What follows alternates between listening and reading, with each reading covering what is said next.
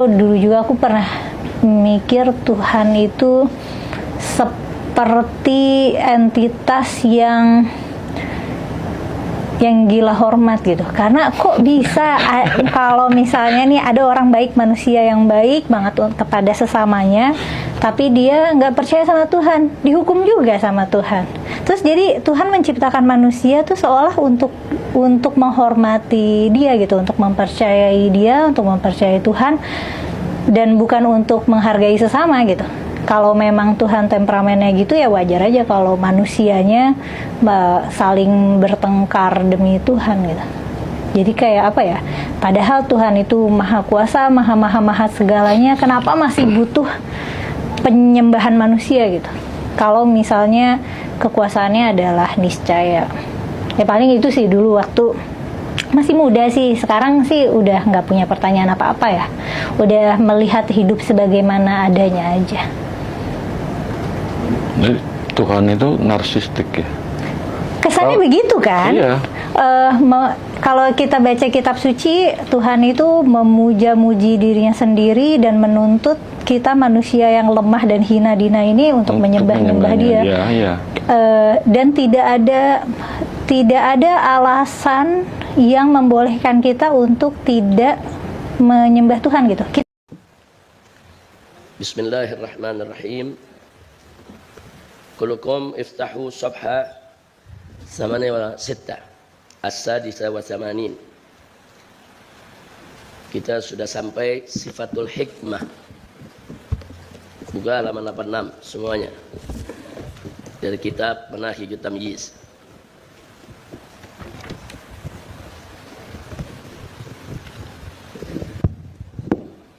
Bismillahirrahmanirrahim. Tsaniyan sifatul hikmah. Laqad ittafaqal Maturidi wal Asy'ari ala azaliyati sifatil ilmi lillahi azza wa jalla wa ala kaunihi aliman. Fala khilafa bainahuma fi annaha min usuli madhhabi ahlis sunnati wal jamaah. Sampai di sini dulu ya kawan, mari kita lihat bahwa Al-Maturidiyah dan kaum Asy'ari sepakat tentang azaliyahnya sifatul ilm. Bahkan sepakat juga kalau di sana ada sifatul ma'ani juga diikuti dengan sifat maknawiyah. Jangan lupa ada sifatul ma'ani, ada sifat maknawiyah. Karena Allah punya sifat ilm, berarti Allah juga aliman.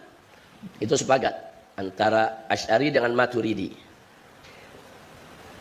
Sementara Mu'tazilah menerima sifatul ilm, sifat ma'ani, tapi mereka menolak sifat maknawiyah. Nah, jadi sama-sama menerima sifatul ilm, tapi dia hanya sebatas kepada sifat ma'ani saja. Itu perbedaan antara Ahlus Sunnah dengan Mu'tazilah.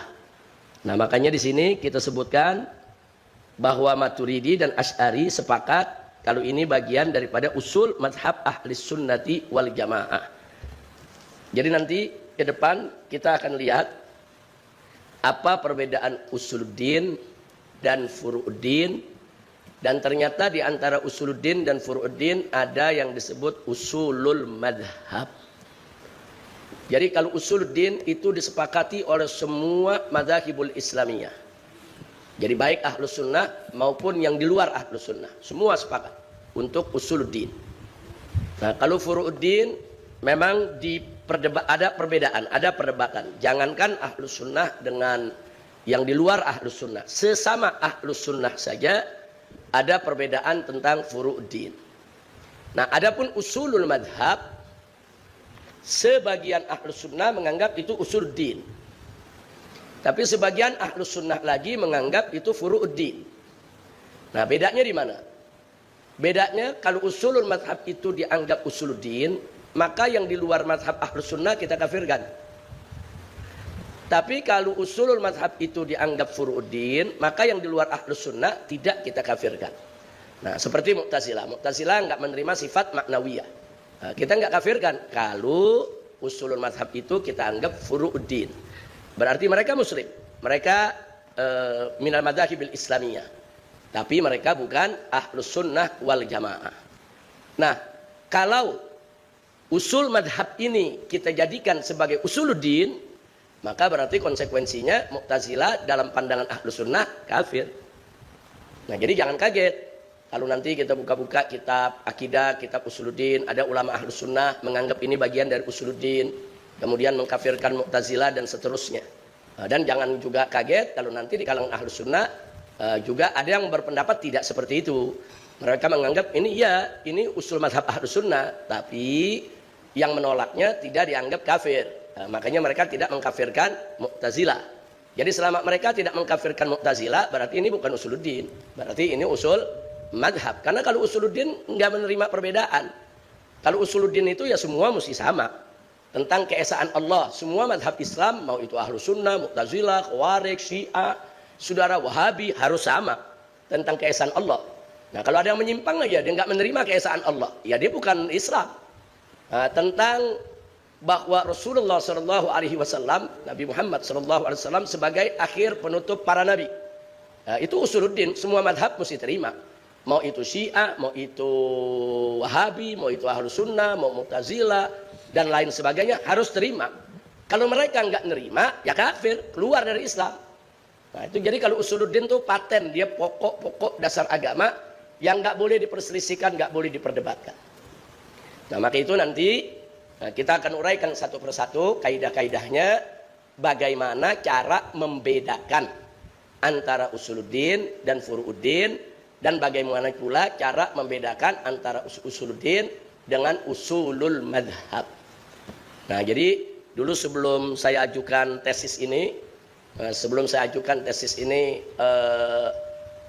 untuk diujikan, saya diwajibkan untuk membuat satu makalah yang harus dimuat di jurnal akademik yang diakui secara internasional. Saya buat judulnya Usulul Madhab. Nah, jadi saya ada buat makalah beberapa halaman, hanya 3-4 halaman saja, khusus bicara Usulul Madhab. Karena saya punya pembimbing yang menuntun daripada desertasi ini melihat persoalan Usulul Madhab ini menarik. Kalau dijadikan makalah tersendiri. Nah, begitu saya buat dan itu disebarluaskan lewat jurnal universitas, ya kawan, dengan berbagai macam komentar. Tapi pada akhirnya memang usulul madhab itu menjadi salah satu bab atau pasal daripada desertasi ini. Jadi sebetulnya ulama-ulama salaf kita sudah menyinggung soal usulul madhab, tapi secara spesifik bicara tentang usul madhab itu belum pernah diurai secara akademik. Nah, maka itu saya berusaha untuk mendefinisikan apa itu usul madhab, apa kaidahnya, bagaimana cara membedakannya dengan usuluddin dan dan furuuddin. Kemudian apa sih manfaatnya dengan pemilahan usulul madhab ini. Nah, ternyata salah satu manfaatnya itu tadi, saudara, karena dia menjadi kunci. Seperti barusan, kalau ini dianggap usuluddin, soal sifat ma'ani dan sifat ma'nawiyah. Kalau sifat ma'ani usuluddin. Sifat ma'ani usuluddin, karena semua Ahlus Sunnah hatta Mu'tazilah ngakuin itu.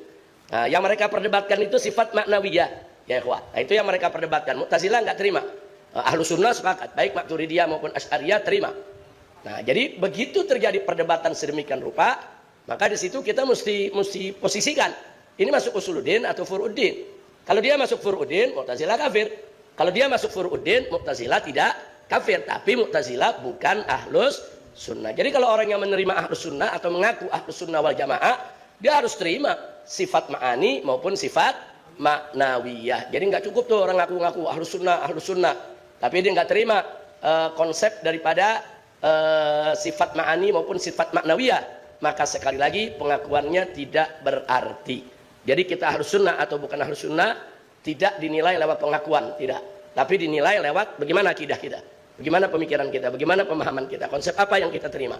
Nah, kalau kita terima konsep-konsep Ahlus Sunnah wal Jamaah yang sudah dipaparkan oleh Imam Abdul Hasan Asy'ari, kemudian dikupas tuntas oleh Imam Ghazali dalam kitab Al-Iqtisad fil I'tiqad dengan panjang lebar, begitu juga dalam kitab Ihya-nya, dan juga dikupas oleh Imam Juwaini, saudara, dan lain sebagainya, baru kita bisa disebut sebagai seorang Ahlus Sunnah wal Jamaah. Baik, kita lanjutkan. Jadi itu yang dimaksud tadi.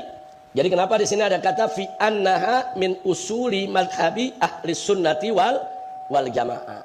Nah, kenapa ada kalimat ini? Karena memang soal sifat maknawiyah ada perbedaan antara Ahlus Sunnah dengan Mu'tazilah. Lakinnahuma, akan tetapi Maturidi dan Asy'ari ikhtalafa, mereka berdua, dua mazhab ini berbeda fi sifatil hikmah, berkaitan dengan sifatul hikmah ya ikhwan.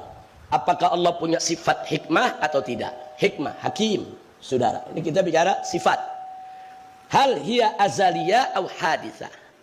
Apakah dia sifat azaliyah qaimah bidzatillah, apakah dia memang sifat saudara yang melekat saudara dengan zat Allah subhanahu wa ta'ala, atau dia hadithah, dia sifat yang baru. Maksudnya sifat yang baru bagian dari af'al, karena sifat itu kita tahu ada zat, ada sifat, ada af'al. Sekali lagi, ada zat, ada sifat, ada af'al. Nah, kita diajarkan bahwa kita wajib menerima wahdatul zat, wahdatul sifat, wahdatul af'al. Nah, apa beda ketiganya? Wahdatul zat, maksudnya saudara secara umum saja bahwa zat Allah itu tidak terdiri dari beberapa unsur, enggak.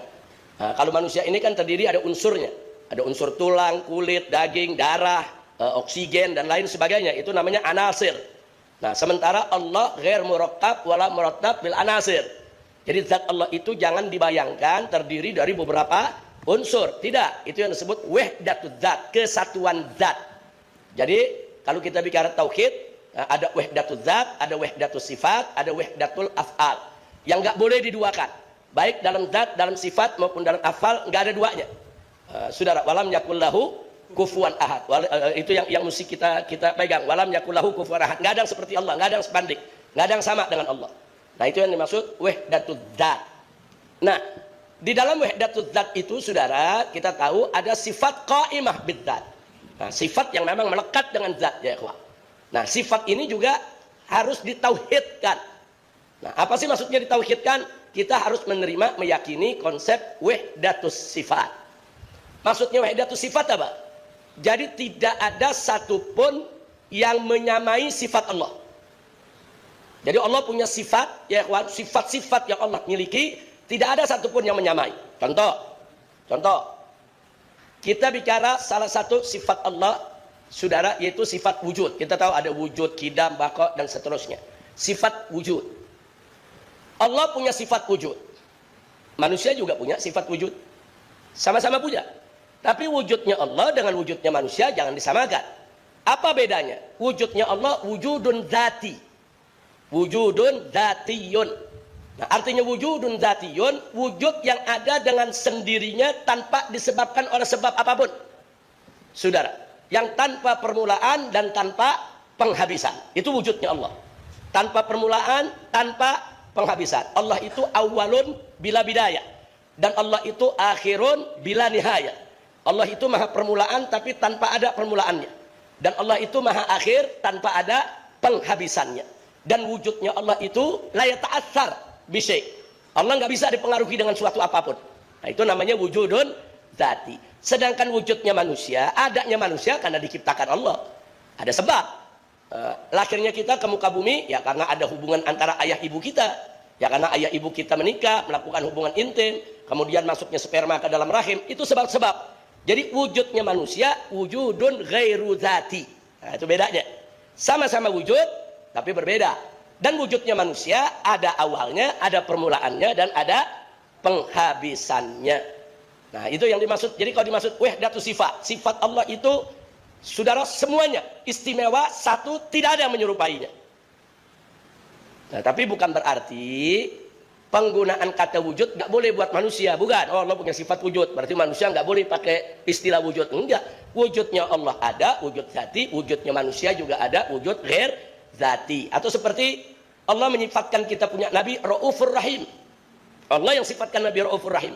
Saudara, laqad ja'akum rasulun min anfusikum azizun 'alaihi ma anittum harisun 'alaikum bil mu'minina Raufur Rahim. Siapa Raufur Rahim di situ? Nabi. Baca ayatnya. Laqad ja'akum rasulun, telah datang kepada kamu seorang rasul. Saudara, min anfusikum, dari diri kamu sendiri. Nah, rasul yang mana saudara Allah sebutkan? Laqad ja'akum rasulun min anfusikum azizun 'alaihi ma anittum. Yang dia menjadi beban begitu berat dengan apa yang kamu derita. Harisun alaikum, dan dia begitu perhatian terhadap kamu semua. Lalu siapa manusia ini? Bil mu'minina, dia terhadap orang-orang yang beriman raufur rahim. Berarti rauf di situ siapa? Nabi. Rahim di situ siapa? Nabi. Padahal rauf sifat siapa? Allah. Rahim sifat siapa? Allah. Lah kok dikasih buat Nabi, saudara? Nah, jadi di sini saudara, kata rauf sifat memang. Betul. Kata rahim juga sifat. Boleh digunakan untuk Allah, boleh digunakan untuk Nabi Muhammad SAW. Tapi jangan langsung, saudara, ada yang mengartikan kalau sifat Nabi sama dengan sifat Allah. Enggak begitu, saudara. Enggak begitu, enggak boleh diartikan seperti itu, saudara. Atau diartikan, wah itu kalau Nabi disebut Rauf Rahim berarti mengkultuskan Nabi. Nah ini kan sekarang ada kelompok-kelompok kalau kita berikan sifat kepada Nabi yang bagus-bagus dibilang mengkultuskan. Itu mengkultuskan Nabi, itu juga menyamakan Nabi dengan Allah. Enggak begitu, saudara. Nah, contoh, saudara, contoh. Kadang-kadang kita sebut Nabi dengan sifat kasiful hummat. Nah, kalau kita baca Burdah, kasiful hummat. Kasiful hummat itu apa? Penyingkap daripada kesedihan, kegundah gulanahan, ya ikhwan. Ini ada yang tiba-tiba menyerang, oh kalau gitu Burdah itu kitab syirik. Karena kasiful hummat itu sifat Allah. Allah yang hanya bisa menghilangkan kesedihan, bukan manusia. Nggak boleh itu dibaca Burdah. Karena kasiful hummat itu mempersekutukan Allah dengan Nabi. Nah, mengkultuskan Nabi seperti Allah. Memberikan Nabi satu sifat yang sebetulnya itu merupakan sifat Allah. Enggak begitu, saudara. Allah kasiful hummat, betul, hakiki, saudara. Nabi kasiful hummat juga betul, saudara. Betul, dalam makna majazinya betul. Saya kasih contoh. Seseorang, saudara, punya istri yang dia cintai. Kemudian dia katakan kepada istrinya, kau penghibur hati. Betul gak? Betul. Engkau penghilang kesedihanku. Betul gak? Betul, bukan berarti si istri itu Tuhan. Nah, karena Nabi sendiri pernah menyebut Hamzah kasiful hummat. Ya Hamzah ya kasiful hummat, kata Nabi. Hei Hamzah, hei pelepas kesedihan. Nah, apa berarti Nabi mengkutuskan Sayyidina Hamzah? Tidak. Kalau kita katakan istri kita penghibur hati, betul. Maksudnya perilakunya baik, ucapannya baik, menyenangkan hati kita. Sehingga kita berikan julukan dia penghibur hati atau jantung hati atau pelita hidup, saudara. Enggak apa-apa kita memberikan istilah-istilah begitu kepada manusia, bukan mengkultuskan. Tapi menunjukkan bahwa yang bersangkutan punya sifat-sifat yang bagus, punya sifat-sifat yang khusus. Kenapa Nabi disebut kasiful hummat? Penghilang kesedihan. Oh banyak maknanya, saudara. Kenapa Nabi disebut juga kasiful zulam? Yaitu penyingkap daripada kegelapan. Betul, karena sebelum beliau datang dunia fil jahiliyah, fil zulumat, dalam kegelapan. Datang Nabi bawa syariat, bawa akidah, ajarkan kepada umat manusia, sehingga apa? Mereka keluar dari zulumat ilan nur. Yang mengeluarkan mereka secara hakiki adalah Allah. Tapi sabab musabab yang Allah ciptakan dia keluar dari zulumat ilan nur adalah Nabi Muhammad SAW. Jadi kalau Nabi disebut mahid dhalam, boleh. Nah, ini kadang-kadang orang-orang Wahabi begitu baca Nabi disebut mahid dhalam, penghapus daripada kegelapan, langsung dituduh, ini pengkutusan kepada Muhammad. Ini bakatnya Muhammad ini dianggap sebagai Tuhan. Enggak begitu, saudara. Ya, mahid dhalam yang hakiki adalah Allah, saudara.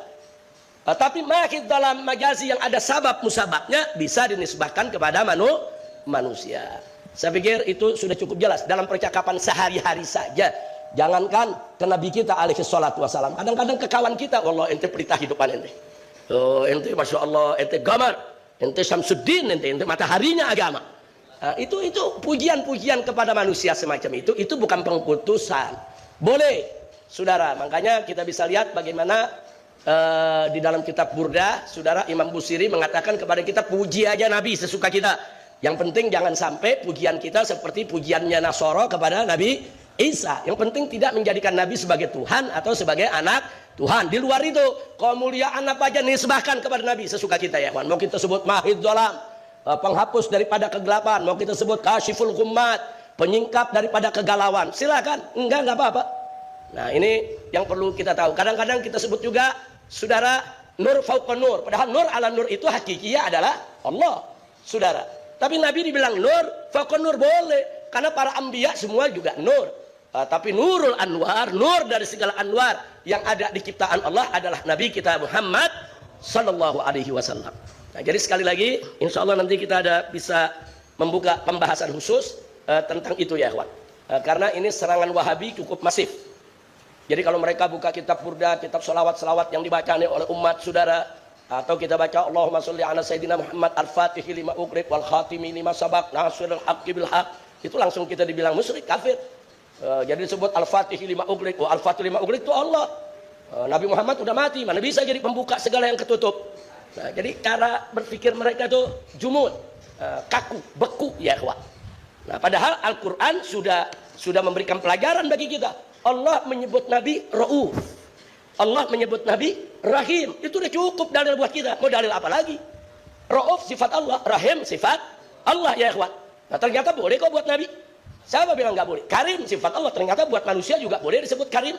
Yang penting jangan kita samakan karimnya Allah dengan karimnya manusia. Jangan kita samakan karimnya Khaliq dengan karimnya makhluk. Jangan kita samakan Raufnya Allah, Ra'fahnya Allah dengan Ra'fahnya Nabi kita Muhammad Sallallahu Alaihi Wasallam.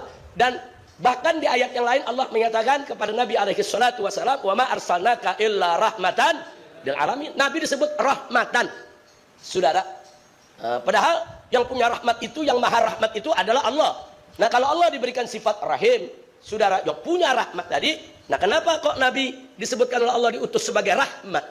Nah, tentu rahmat untuk Nabi jangan disamakan dengan rahmat untuk Allah. Sama-sama Allah punya sifat rahmat, Nabi juga punya sifat rahmat, saudara, kita juga punya sifat rahmat. Hanya saja kadar kita punya rahmat ini berbeda-beda. Ada yang betul-betul rahim orang, ada yang betul-betul penyayang, ada yang penyayangnya terbatas, saudara, dan seterusnya dan seterusnya. Insya Allah nanti satu saat sebagai selingan, tapi tetap merupakan bagian daripada manhajut tamyiz, akan kita urai ya ikhwan. Mari kita buktikan bagaimana pujian Allah kepada nabinya, baik itu dalam Al-Quran maupun dalam hadis qudsi. Kemudian kita kupas lagi nanti bagaimana pujian Nabi terhadap para sahabatnya, saudara. Padahal sahabatnya kedudukannya di bawah Nabi, tapi ada pujian-pujian yang luar biasa. Lalu bagaimana pujian sahabat terhadap Nabi, seperti pujian-pujian yang disairkan oleh Hasan bin Thabit ya ikhwan. Dan ternyata syair-syair Hasan bin Thabit dipuji oleh Nabi. Nabi senang dengan pujian-pujian tersebut. Enggak, Nabi enggak mengatakan ini pujian berkelebihan, ini pujian mengkultuskan. Enggak ada, saudara. Nah, jadi insya Allah nanti kita kupas. Ini pujian Allah dalam Al-Quran buat Nabi. Ini pujian Allah buat Nabi dalam hadis qudsi. Ini pujian sahabat buat Nabi dalam hadis-hadisnya di hadapan dan Nabi senang ya ikhwah. Kemudian ini pujian Nabi untuk para sahabatnya. Nah, ternyata pujian-pujian tersebut tidak dinilai sebagai takdis. Takdis itu pengkultusan. Tapi itu hanya diartikan sebagai ta'zim wa takrim. Artinya penghormatan dan pemuliaan. Ternyata itu boleh di dalam ajaran Nabi kita Muhammad Sallallahu Alaihi Wasallam. Baik, saudara. Nah, sekarang kita kembali kepada sifat Allah Subhanahu Wa Taala tentang hikmah tadi. Sebelumnya saya tambahkan dulu satu. Ada wahdatul dzat, ada wahdatul sifat, ada wahdatul af'al. Nah, wahdatul dzat sudah kita kupas tadi, bahwa Allah, saudara, punya zat tidak terdiri dari aneka ragam unsur, enggak. Dan Allah keberadaannya tidak ada sebab ya ikhwah. Allah maha awal tanpa permulaan, Allah maha akhir tanpa penghabisan. Itu wahdatul zat. Nah, kemudian yang kedua wahdatus sifat. Jadi Allah punya sifat, saudara, itu istimewa dan tidak ada satu makhluk pun yang menyamai sifat Allah. Nah, itu yang tadi kita kupas. Allah punya sifat Rauf, saudara. Manusia juga punya sifat Rauf. Tapi sifat Raufnya Allah, saudara, itu maha tinggi. Nggak ada yang menyainginya, nggak ada yang sepertinya. Nah, sehingga Raufnya manusia berbeda. Nah, itu yang dimaksud. Tapi kalau kita samakan antara sifat Allah dengan sifat manusia, atau samakan sifat manusia dengan sifat Allah, berarti kita tidak berpegang kepada wahdatus sifat. Jadi sifat itu juga mesti ditauhid. Jadi ada tauhid zat, ada tauhid sifat. Yang berikutnya wahdatul af'al, saudara. Apa sih yang dimaksud wahdatul af'al, saudara? Maksud wahdatul af'al bahwa pekerjaan Allah Subhanahu Wa Taala semuanya murni berasal dari Allah atas kehendak Allah. Nah, jadi nggak dipengaruhi oleh kehendak siapapun. Dan tidak ada satupun fi'il dari manusia yang bisa mengatasi fi'ilnya Allah. Makanya kita katakan di atas semua kehendak adalah kehendak Allah.